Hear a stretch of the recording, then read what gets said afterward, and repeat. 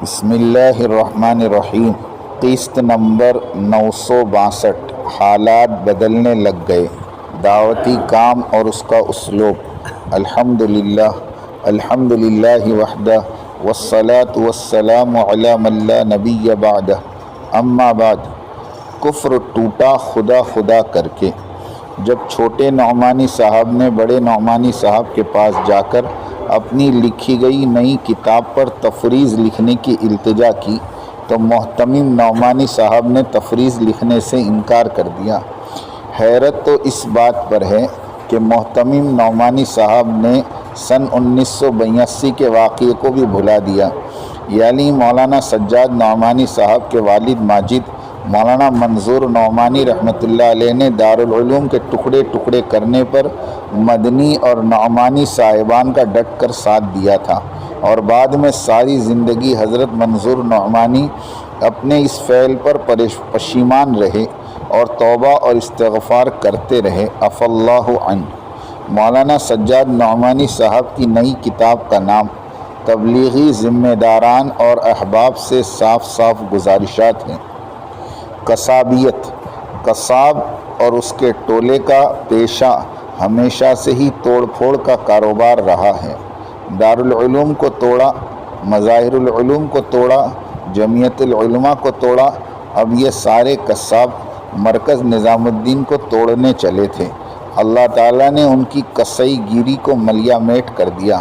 قصائی ذلیل ہوئے، بدنام ہوئے، رسوا ہوئے، اپنے اور عظیم المرتبت دارالعلوم کی عزت اور ناموس کو بھی برباد کر ڈالا۔ جگہ جگہ سفیر رسوا ہوتے ہیں، دل روتا ہے، آہ وہ بھی کیا دن تھے۔ ہمارے شہر حیدرآباد کے مرکز ملے پلی میں مولانا نعیم اللہ صاحب قاسمی رحمۃ اللہ علیہ دارالعلوم کے چندے کے لیے ہر سال تشریف لاتے تھے۔ حضرت کا قیام ملے پلی مرکز میں ہوتا تھا۔ شہر کے 17 حلقے سب متحرک ہو جاتے اور چندہ جمع کر کے جمع شدہ رقم حضرت نعیم صاحب کی خدمت میں پیش کی جاتی۔ چندے کی رسید بندہ کچھ اور ساتھیوں سمیت خود بنا کر دیتا تھا۔ حضرت سفیر صاحب ایک عظیم مفسر قرآن تھے۔ ہمارے دوست مرحوم رضوان قاسمی محتمم مدرسہ سبیل الرشاد شہر کی بڑی بڑی مساجد میں حضرت نعیم صاحب کے تفسیری درس کا تعین فرماتے۔ 20-30 خدام حضرت نعیم صاحب کی خدمت میں ہمیشہ لگے رہتے۔ ہمارے امیر محترم مرحوم نعیم اللہ خان صاحب کی ہدایت تھی کہ حضرت کو چندے کے لیے کہیں جانا نہ پڑے۔ کثیر تعداد میں لوگ خود چندہ لے کر حاضر خدمت ہوتے تھے۔ یہ شان تھی ہمارے دارالعلوم اور اس کے سفیروں کی۔ اختلافات اور فتنے اس زمانے میں بھی تھے، لیکن دارالعلوم اپنی ترتیب اور نہج پر قائم تھا، کسی کے معاملے میں پڑتا نہیں تھا۔ ملک کی عوام سب دارالعلوم کے زر خرید غلام کی طرح تھے اور دارالعلوم سب کا بادشاہ تھا، لیکن بدقسمتی سے دیولا اور لاڈ صاحبان کی فتنہ خبیثہ پاکستانی عالمی شورا کا منحوس سایہ دارالعلوم پر پڑا اور دارالعلوم کے ذمہ داران نے جانبداری برتی اور غیر شرعی اور غیر منطقی فتووں کا بازار گرم کیا۔ اس ناعاقبت دور اندیشی کی پاداش میں اللہ تعالیٰ مصرف القلوب نے عوام کے قلوب سے دارالعلوم کی عظمت اور محبت کو نکال دی۔ دارالعلوم کے ساتھ اب جو ہو رہا ہے وہی ہونا تھا، اور اس آگ میں یوسف واپی جیسے جوہلا نے تیل ڈالنے کا کام کیا۔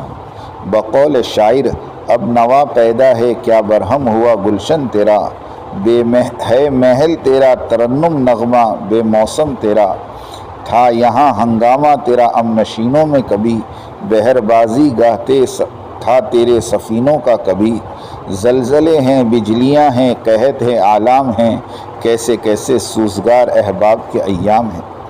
بقول علیمیہ حضرت مولانا ابوالحسن علی ندوی آکسفورڈ یونیورسٹی میں مولوی اکرم صاحب کے آفس کے افتتاح کے وقت ہم تبلیغ والے اور دیگر علماء سے دوران گفتگو فرمایا تھا کہ میری یہ بات نصیحت کے طور پر یاد رکھو، تم کسی بھی آرگنائزیشن اور کسی بھی ادارے سے الجھ جاؤ تو کوئی زیادہ نقصان نہیں اٹھاؤ گے، لیکن مرکز نظام الدین اور اس کے وقت کے امیر سے نہ الجھو، اگر تم اپنا سر پیٹو گے تو تمہارا سر ہی پھٹے گا اور مرکز کے صاحب کا کچھ بھی نہیں جائے گا، اس لیے کہ مرکز نظام الدین اخلاص کا ایسا سخت پہاڑ ہے کہ جو اس سے ٹکرائے گا وہ پاش پاش ہو جائے گا۔ شورائیت والوں بہت کچھ کر کے دیکھ لیا اور آج بھی اسے برباد کرنے لگے ہوئے ہیں، لیکن الحمدللہ مرکز نظام الدین کا تو کچھ نہیں بگڑا، البتہ دعوتی کام 1000 گنا زیادہ بڑھ گیا۔ 10,000 سے زائد علماء اور مفتیان کرام وقت لگا چکے، دعوت کام کی زمام سنبھالی ہوئی ہے، ایک ایک وقت میں درجن درجن عالمی اجتماع دنیا بھر میں کیے جاتے ہیں۔ شورائیت صرف سوشل میڈیا پر زندہ ہے، وہ بھی آدھا درجن گالی گلوچ بکنے والوں کے ذریعے اور کچھ کرائے کے اہل علم ہیں۔ شورا والوں میں کوئی سنجیدہ شخص باقی نہیں رہا، جو سنجیدہ قسم کے لوگ تھے سب مرکز نظام الدین سے جڑ گئے۔ انگلینڈ میں شورا والے پریشان رہتے ہیں کہ کس شہر میں چلے کی جماعت نہیں چلا سکتے، اس لیے کہ مساجد باقی نہیں رہی، سارے ملک کے شہروں میں پھرنا پڑتا ہے، تب چلہ پورا ہوتا ہے۔ افسانہ مفتیان کرام کا احناف کے حلقے میں 2 ہی بڑے مفتیان ہیں جو مشہور ہیں، مفتی تقی عثمانی جنہیں عرب اور عجم اپنا پیشوا مانتے ہیں، اور دوسرے درجے میں مفتی ابوالقاسم صاحب۔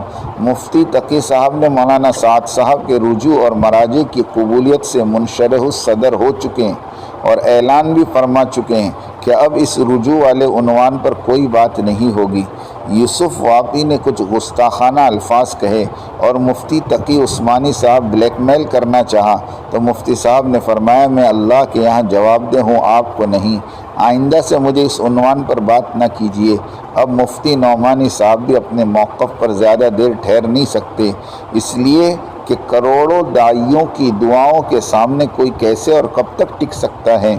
ویسے شام غم خبر دیتی ہے صبح عید کی کہ مصداق اپنے موقف میں نرم رویے کی ابتدا ہو چکی ہے کہ مفتی نعمانی صاحب نے مولوی سجاد نعمانی کی کتاب پر تفریض لکھنے سے صاف انکار کر دیا، اس لیے کہ مولانا سجاد نعمانی صاحب ایک متنازع شخصیت کے حامل ہیں، خاص کر دعوت و تبلیغ کے بارے میں مرکز نظام الدین پر ہمیشہ اعتراضات کرتے رہے ہیں۔ شورائیت کے سخت حمایتی واقع ہوئے ہیں، مرکز نیرول انہی کا تلاش کردہ تھا، اس لیے ہمارے بڑے تفریض لکھنے میں بہت محتاط واقع ہوئے۔ ویسے ہمیں رجوع کے قبول نہ قبول سے کوئی سروکار نہیں اور نہ ہی ہم فکر مند ہیں، اس لیے کہ عوام کبھی فتویٰ دیکھ کر تبلیغ میں لگی ہی نہیں اور نہ ہی فتویٰ دیکھ کر تبلیغ چھوڑیں گی۔ دونوں مفتیان صاحبان ترازو کے 2 پلڑوں کے مانند ہے، ایک پلڑا ساتھ چھوڑ گیا اور کٹ گیا تو دوسرا پلڑا خود بخود نیچے بیٹھ جائے گا۔ اللہ تعالیٰ امت مسلمہ پر رحم فرمائے۔ تحقیق اور جواب فتویٰ دارالعلوم۔ سوال: حضرت میرا سوال یہ ہے کہ تبلیغ والوں کے بیان میں بہت بار موسیٰ علیہ السلام کا یہ واقعہ سنا کہ جب موسیٰ علیہ السلام کو نبوت ملی تو فرعون کے پاس جانے کا حکم ہوا تو ان کو اپنے بیوی بچوں کا خیال آیا کہ ان کا کیا ہوگا، تو اللہ تعالیٰ کی طرف سے یہ ارشاد ہوا اے موسیٰ اپنے عصا کو پتھر میں مارو۔ 3 بار مارنے کے بعد اس میں ایک کیڑا نکلا جس کے منہ میں ہری گھاس تھی، ایسا کوئی واقعہ ہے کیا؟ جواب: کسی بھی معتبر تفسیر میں ہمیں یہ واقعہ نہیں ملا، بظاہر بالکل گھڑا ہوا اور فرضی معلوم ہوتا ہے، اس کی طرف کوئی دھیان نہ دینا چاہیے۔ واللہ اعلم۔ دارالفتہ دارالعلوم دیوبند۔ دارالعلوم دیوبند کے فتوے کا جواب۔ قصہ موسیٰ علیہ السلام کی تحقیق۔ اللہ تعالیٰ کے رزق پہنچانے کی مثال۔ امام فخر الدین رازی رحمۃ اللہ علیہ لکھتے ہیں کہ جس وقت حضرت موسیٰ علیہ السلام پر وحی نازل ہوئی ان کے دل میں اپنے گھر والوں کا خیال آیا کہ انہوں نے کھانا کھلایا ہے یا نہیں۔ اللہ تعالیٰ نے حکم دیا وہ ایک چٹان پر لاٹھی مارے، اس سے ایک پتھر ٹوٹ کر نکلا، پھر انہوں نے اس دوسرے پتھر پر لاٹھی ماری، اس سے ایک اور پتھر ٹوٹ کر نکلا، انہوں نے اس پر بھی لاٹھی ماری، اس سے پھر ایک اور پتھر نکلا اور اس پتھر میں چونٹی کے برابر ایک کیڑا تھا اور اس کے منہ میں غذا کے قائم مقام کوئی چیز تھی۔